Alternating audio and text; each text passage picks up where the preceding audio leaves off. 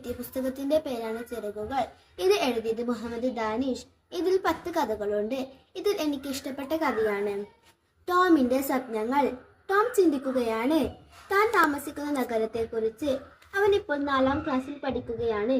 പ്രകൃതിയോട് ഇണങ്ങിയ നാട്ടിൽ ജനിക്കാൻ ഭാഗ്യം ലഭിച്ചെങ്കിലും അവന് സാക്ഷാൽ കേരളം എന്ന ആ നാട്ടിൽ വളരാൻ പറ്റിയില്ല.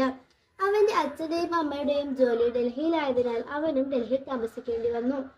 ഡൽഹിയിൽ അവന് എല്ലാ ആഡംബര സൗകര്യങ്ങളും ഉണ്ടെങ്കിലും പ്രകൃതി എന്ന ആ നിധിയും ബന്ധുക്കളും എല്ലാ സന്തോഷത്തിന്റെ താക്കോലും ഇപ്പോഴും ഇല്ല. അവന്റെ അമ്മൂമ്മയും അപ്പൂപ്പനും മറ്റു ബന്ധുക്കളും നാട്ടിൽ സന്തോഷത്തോടെ ജീവിക്കുന്നു.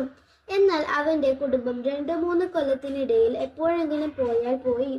ഇതൊക്കെയായിരുന്നു ടോമിയുടെ വിഷമങ്ങൾ. ഇതിൽ അവനെ ഏറ്റവും അലട്ടിയത് ഡൽഹി എന്ന മഹാനഗരത്തിലെ പ്രകൃതിയോട് ഇണങ്ങാത്ത സംസ്കാരമാണ്. ഡൽഹി എന്ന ഈ നഗരത്തിന് പ്രകൃതി എന്ന ഒരു വലിയ നിധിപ്പെട്ടി നൽകിയെങ്കിലും അത് താക്കോല് കൊണ്ട് എങ്ങനെ ശരിയായി തുറക്കും എന്ന് ആർക്കും അറിയില്ലായിരുന്നു.